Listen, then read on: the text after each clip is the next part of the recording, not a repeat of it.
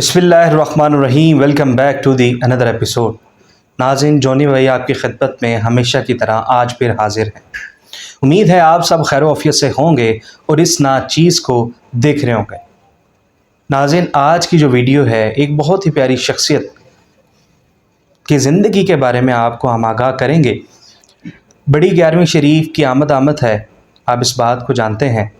جن کا ذکر آج ہوگا، امید ہے کہ ان کی زندگی کے جو واقعات ہیں، ان کی زندگی کے جو کرامات ہیں، وہ سن کر آپ کے دلوں میں نورانیت پیدا ہوگی، تازگی پیدا ہوگی۔ تو آج جس شخصیت کو اس پلیٹ فارم پر میں نے مدعو کر رکھا ہے، انہیں ایک شعر سے مخاطب کرتا ہوں کہ وہ آئے میرے گھر میں یہ میری خوش نصیبی، وہ آئے میرے گھر میں یہ میری خوش نصیبی، آج ایک گناہ گار کو دیدار یار ہوگا، میری مراد جناب طلحہ خواجگی سے وہ آئے اور آ کے ہمارے دلوں کو منور کرے۔ جی السلام علیکم، کیسے ہیں آپ طلحہ بھائی؟ ٹھیک ہے، سب خیر و عافیت سے ہیں؟ طبیعت سے ٹھیک ہے؟ آج یہ میرے ساتھ ہو کے بیٹھ جائے ذرا طلحہ بھائی۔ اللہ آپ کے علم میں، رزق میں، صحت میں برکتیں عطا کرے۔ آج اس شخصیت کے بارے میں آپ کو اس ویڈیو میں سننے کے لیے ملے گا۔ ان کا تعارف میں یوں کرواتا چلوں، مختلف القابات سے انہیں جو ہے وہ پکارا جاتا ہے کہ محبوب سبحانی، قطب ربانی، شہباز لامکانی، قندیل نورانی، غوث سمدانی، الشیخ سید عبد القادر جیلانی، الحسنی والحسینی، المعروف حضور غوث پاک رحمۃ اللہ علیہ سرکار کے بارے میں آج جو ہے اس ویڈیو میں آپ کو کافی کچھ سیکھنے کو ملے۔ طلحہ بھائی، آج جو ہے وہ غوث پاک کی ذات کے بارے میں ہم اپنے دیکھنے والوں کی، سننے والوں کی اصلاح کریں گے۔ کچھ بچے بھی ہیں، ہمارے ٹیم کے ممبرز ہیں جنہوں نے بھی زندگی کے پروان چڑھنے ہیں، تو میں چاہ رہا ہوں کہ آج جو ہے وہ ان کی جو اصلاح ہے وہ آج لازمی کی جائے۔ اس کے بارے میں کچھ سوالات ہیں جو میں نے تحریر کر رکھے ہیں۔ آپ کا شکریہ، آپ نے آج ہمیں وقت دیا، جزاک اللہ۔ اور میں چاہتا ہوں کہ ان کی اصلاح جو ہے وہ آج ہم کریں۔ تو آغاز یہاں سے کرتے ہیں کہ حضور غوث پاک کی ولادت کے بارے میں اگر آپ پہلے تعارف ہمیں کروائیں کہ آپ کی ولادت کب ہوئی، کہاں ہوئی، ان کے والد اور والدہ کا بھی ذکر ہو جائے تو مجھے لگتا ہے کہ بہت بہترین ہوگا۔ بسم اللہ الرحمن الرحیم، الصلاۃ والسلام علیک یا سیدی یا رسول اللہ وعلی آلک وصحابک یا سیدی یا حبیب اللہ۔ محبوب سبحانی، قطب ربانی، شہباز لامکانی، قندیل نورانی، الشیخ سیدی عبد القادر جیلانی، الحسنی والحسینی، غوث پاک سرکار رحمۃ اللہ تعالیٰ علیہ کی ولادت باسعادت یکم رمضان المبارک بغداد شریف کے اندر جیلان اور گیلان دونوں لفظ استعمال ہوئے ہیں، اس جگہ پر آپ کی ولادت پاک ہوئی۔ اور یہ وہ اللہ کے ولی ہیں کہ ولادت جب ہوئی تو پہلا روزہ بھی تبھی رکھ لیا اللہ اکبر، حضور غوث پاک سرکار رحمۃ اللہ تعالیٰ علیہ نے۔ اللہ لوگ کہتے ہیں حضور ہم جیسے، میں نے کہا ہم تو غوث پاک جیسے نہیں تو حضور کے جیسے کیسے ہو گئے؟ اللہ اکبر، اللہ اکبر۔ ولادت ہوئی تو جگہ میں نا علاقے کے اندر اختلاف پیدا ہو گیا کہ آج رمضان ہے یا نہیں۔ لوگوں نے کہا سیدوں کے گھر ایک بیٹا پیدا ہو، وہاں جا کے دیکھتے ہیں، اگر اس نے دودھ مغرب تک پی لیا ہے تو سمجھ جائیں گے روزہ، نہیں پیا تو پتہ چل جائے گا روزہ رمضان نہیں ہے۔ جب گئے تو مغرب کے بعد آپ نے دودھ نوش کر لیا، سمجھ گئے کہ آج رمضان ہے۔ اللہ اکبر، غوث اعظم ہے ولی ہر آن میں، چھوڑ دیا ماں کا دودھ بھی رمضان میں۔ اللہ حضور غوث پاک سرکار رحمۃ اللہ تعالیٰ علیہ کی یہ شخصیت، یہ ہے اللہ کا کامل ولی کہ ابھی ولادت باسعادت ہوئی تو پہلا روزہ بھی رکھ لیا۔ اللہ، کئی لوگ ادھر جناب جوان ہو کے بھی ان سے روزے نہیں رکھے جاتے، اور حضور غوث پاک سرکار رحمۃ اللہ تعالیٰ علیہ ولادت جب ہوئی ہے تبھی آپ نے پہلا روزہ رکھ لیا۔ ماشاء اللہ۔ اور ایک واقعہ بڑے عرصہ پہلے جو مطالعے میں آیا تھا، کچھ تبدیلی کے ساتھ اپنے الفاظوں میں بیان کرتا ہوں کہ جب حضور غوث پاک سرکار رحمۃ اللہ تعالیٰ علیہ کی والدہ کی شکم اطہر میں تھے تو آپ کی والدہ محترمہ ایک باغ میں تشریف لے کے گئیں۔ جب باغ میں گئی تو ایک درخت کے اوپر چڑھ کے نا کھانے لگی تھی، کچھ تو پھل کھانے لگی تھی، تو آپ نے نا اپنی والدہ کے پیٹ میں ایک ٹھوکر لگائی۔ اللہ اکبر۔ یہ میاں شمس الدین عظیمی ہے، دیوبندیوں کا بہت بڑا عالم، اس نے اپنی یہ کتاب کے اندر لکھا، طریقت کے دوست یا طریقت کے ولی، اس طرح کا نام ہے کتاب کا، تو اس کے اندر اس نے یہ بات لکھی ہے۔ تو کہتا ہے کہ حضور غوث پاک سرکار رحمۃ اللہ تعالیٰ نے والدہ کے پیٹ کے اندر ہی ایک ٹھوکر لگائی، جب ٹھوکر لگائی جس کی وجہ سے آپ سرکار رحمۃ اللہ تعالی کی والدہ محترمہ زمین پہ تشریف لے آئیں. جب آپ کچھ بڑے ہوئے تو آپ کی والدہ نے آپ کو ایک دن تھپڑ لگا دیا. تو آپ نے عرض کیا اماں جی کہیں یہ اس بات کا بدلہ، یہ اس بات کا کفارہ تو نہیں ہے جب میں نے آپ کے پیٹ کے اندر آپ کو ٹھوکر لگائی تھی، آج آپ نے اس کا بدلہ لے لیا. اچھا. یہ ہے حضور غوث پاک سرکار رحمۃ اللہ تعالی علیہ. اور آپ کے والد محترم کا نام حضرت سید موسیٰ جنگی دوست رحمۃ اللہ تعالیٰ علیہ، جو کہ اپنے وقت کے بہت بڑے عالم، اپنے وقت کے بہت بڑے مبلغ، اپنے وقت کے بہت بڑے عالم، بادشاہوں کے سامنے بھی تبلیغ کرنے سے نہیں گھبراتے تھے. بے شک. آج یہاں پر سیاستدان یا گلوکاروں کو دعوت تبلیغ دیجیے، بندہ ڈرتا ہے کہ یار کہ ان کے ساتھ سیکورٹی کی پکڑی نہ لے کے مولوی صاحب حق کی بات بتا رہے ہیں. اور یہ بادشاہ وقت کے سامنے حق کی بات بتاتے ہوئے نہیں تھے ڈرتے. اور آپ کے نانا جان حضرت سید عبداللہ سومعی رحمۃ اللہ تعالیٰ علیہ، ان کا چونکہ بچپن کا ذکر ہو رہا تو ایک بات میں ضمناً عرض کر دوں. آپ جب بچے تھے تو آپ کے نانا جان کے پاس ایک عورت آئی، کہنے لگی حضور یہ میرا بیٹا ہے تو یہ مر گیا ہے، آپ دعا کریں کہ اللہ تعالیٰ کی عطا سے یہ زندہ ہو جائیں. ہمارا عقیدہ یہ ہے کہ اگر اللہ کا ولی کسی کو مردے کو زندہ کرتا ہے تو اللہ کی عطا سے کرتا ہے. بے شک. ہم یہ عقیدہ رکھتے ہیں. تو کہا کہ حضور یہ دعا کریں کہ اللہ کی عطا سے زندہ ہو جائے. انہوں نے کہا جی چلے جاؤ یہاں سے. انہوں نے بھیج دیا. حضور غوث پاک سرکار ابھی چھوٹے ہیں، آپ نے سارا منظر دیکھ رہے تھے، دیکھ لیا. آپ جب آئے مائی صاحبہ کے پاس آئے، مائی کو کہا کہ مائی کیا ہوا ہے؟ کہنے لگی میرا بیٹا فوت ہو گیا، ابھی چھوٹا سا ہے، گود میں ہے. فرمایا تیرا مائی بیٹا مرا کہاں، دیکھ تو صحیح زندہ ہے. جب اس نے چہرہ ہٹایا تو بیٹا مسکرا رہا تھا. حضرت عبداللہ سومعی رحمۃ اللہ تعالیٰ علیہ نے جب یہ دیکھا، دیکھ کے پیچھے دوڑے، لاٹھی پکڑی اور دوڑے. کہا تو اللہ کے رازوں سے، اللہ کی جو حقیقت، اللہ کے جو اسرار ہیں ان سے پردہ اٹھاتا ہے. آپ پیچھے لاٹھی لے کے پیچھے دوڑے، حتیٰ کہ غوث پاک قبرستان میں گئے. قبرستان میں کہا اے قبر والوں میری مدد کرو، تو قبر سے کئی مردے آ گئے اور آپ کو ڈھال بنا لیا. اور حضور غوث پاک کے نانا جان نے لاٹھی پکڑی اور کہنے لگے اے عبد القادر تیری شان کے آگے تو ہم بھی اپنا سر خم تسلیم کرتے ہیں. یہ کیا کہ چلے گئے. تو یہ ہے حضور غوث پاک سرکار رحمۃ اللہ تعالیٰ علیہ. کیا بات ہے ان کی. اس کے علاوہ اور بھی بڑی کرامات ہے، چونکہ وقت مختصر ہے اس لیے یہ باتیں بہت کفایت کے لیے کافی ہیں. بہت اچھی اصلاح رہنمائی آپ نے فرمائی. ولادت کا جو شیخ عبد القادر جیلانی محبوب سبحانی کا جو انہوں نے ولادت کا قصہ سنایا، ہمارے دلوں کو منور کیا آپ نے. طلب بھائی میرا اگلا سوال آپ سے یہ ہے کہ غوث کہنا شرک ہے؟ چونکہ آج کل یہ بڑا زبان زد عام یہ الفاظ ہے کہ غوث جو ہے وہ نہیں کہنا چاہیے، داتا نہیں کہنا چاہیے. اور بڑے بزرگان دین گزرے ہیں، داتا علی حجویری سرکار اور غوث پاک، ان کے بارے میں ذرا بتائیے گا کیا غوث کہنا شرک ہوتا ہے؟ جی بسم اللہ الرحمن. غوث کا معنی ہے فریاد رس، فریادوں کو سننے والا. اور اللہ کی عطا سے اللہ کے ولی فریادوں کو سنتے ہیں.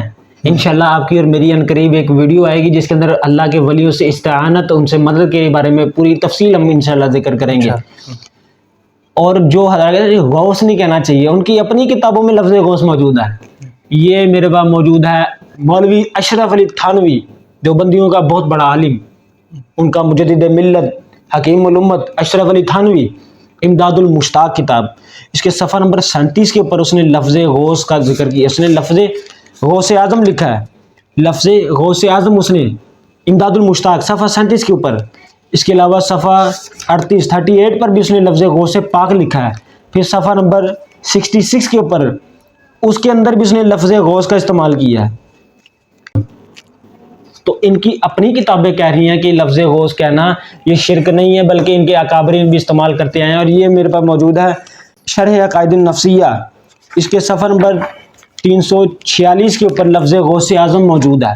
اور یہ اس وقت لکھی گئی کتاب ہے جبکہ شاید یہ دیوبند بھی ابھی پیدا نہیں تھے ہوئے. یہ اس وقت انہوں نے اپنی کتاب شرح عقائد النفسیہ عربی کے اندر لفظ انہوں نے لکھا ہے لفظ غوث العظم، لفظ غوث اعظم انہوں نے شرح عقائد کے اندر لکھا ہے.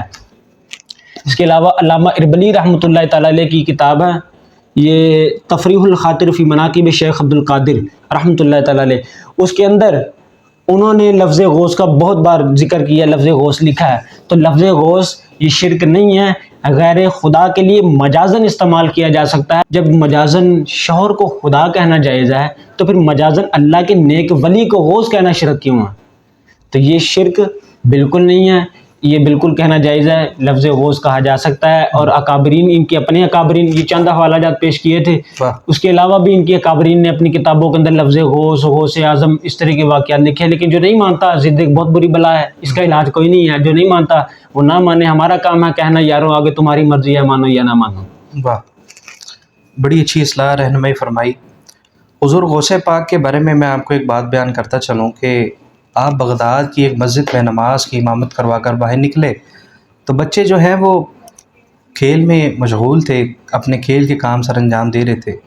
ان بچوں نے ایک نورانی چہرے کو دیکھا تو بھاگتے ہوئے آپ کی طرف آئے اور کہا کہ حضور اگر آپ سے کوئی حاجت ہم کریں، پوچھیں کوئی بات یا کچھ آپ سے چیز طلب کرے تو کیا آپ لا دیں گے؟ تو ان کے باقی بانیان جو ارد گرد تھے، ان کے دوست احباب، تو انہوں نے کہا کہ بچوں جاؤ اپنا کام کرو، آپ کو نہیں پتہ یہ شیخ کتنی مصروف ہیں، اور یہ آج کے دور کے جو ایک بڑے بزرگان دین ہے، تو آپ ان کا وقت جو ہے ان کا راستہ مت روکو۔ تو آپ نے کہا نہیں آپ رکو، بچے سے کہا کہ آپ پوچھو کیا پوچھنا چاہتے ہو۔ تو بچے نے کہا کہ حضور کافی دنوں سے دل کر رہا ہے جلیبی کھانے کا، تو اگر آپ جلیبی لا دیں تو بڑی نوازش ہو۔ تو آپ نے ادھر ہی محفل سے گئے جلیبی والے کے پاس۔ تو جلیبی والے کے پاس جب پہنچتے ہیں تو اس سے بات کرتے ہیں تو وہ کہتا ہے حضور میرے وقت جاگ اٹھے، آپ میری دکان پر آج حاضری کے لیے آگے۔ بہت دنوں سے میں اللہ کی بارگاہ میں گریہ زاری کر رہا ہوں، آہو بگا کر رہا ہوں کہ مالک میرے لیے کو وقت کا غوث بھیج دے میرے پاس۔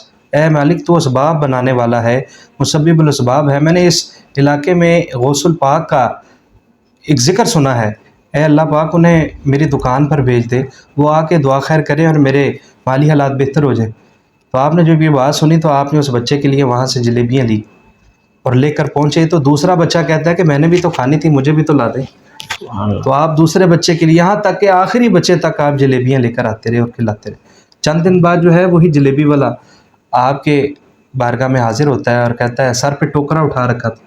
اس نے کہا حضور آپ کی اس دعا کی وجہ سے اللہ نے اتنی برکتیں عطا کی ہیں، مجھے اتنا مال و زر عطا کیا ہے کہ میرے اپنے وہ وسائل تو سارے پورے ہو رہے ہیں، اس کے علاوہ بچ جاتا ہے۔ تو میں حضور آپ کی خدمت میں یہ پیش کرنے ہیں، اپنی بارگاہ میں سے قبول کیجیے گا اور آگے تقسیم کر دیجیے گا۔ یہ وہ غوث پاک ہیں جن کے ہاتھ اٹھے تو کئی لوگوں کے لیے آسانیاں پیدا ہو جائیں، تو جن کے بارے میں آج ہم بات کر رہے ہیں۔ بڑھتے ہیں آپ سے اگلے سوال کی جانب طلحہ بھائی۔ کیا حضور غوث پاک رحمۃ اللہ علیہ سرکار کی کوئی کتاب ہے؟ کیا آپ نے کتاب لکھی؟ اور غنیت الطالبین بھی کیا آپ ہی کی کتاب ہے؟ یہ آپ کی ملکیت میں آتی ہے کتاب؟ اس کے بارے میں ذرا ہمیں بیان کیجیے۔ سرکار غوث پاک سرکار رحمۃ اللہ تعالیٰ نے تو ویسے کئی کتابیں تصنیف کی ہیں۔ فتح الغیب یہ بھی ان کی طرف منسوب ہے کہ یہ آپ نے لکھی ہے۔ اس کے علاوہ غنیت الطالبین جو مشہور ہے نا، یہ مرزا صاحب جہلم کے بڑے فخر سے کہتے ہیں کہ جناب وہ دیکھو قادری بک سینٹر سے، یہ قادری رضوی پبلیکیشن سے چھپی اور اس میں غوث پاک رفع الیدین کا ذکر کر رہے ہیں۔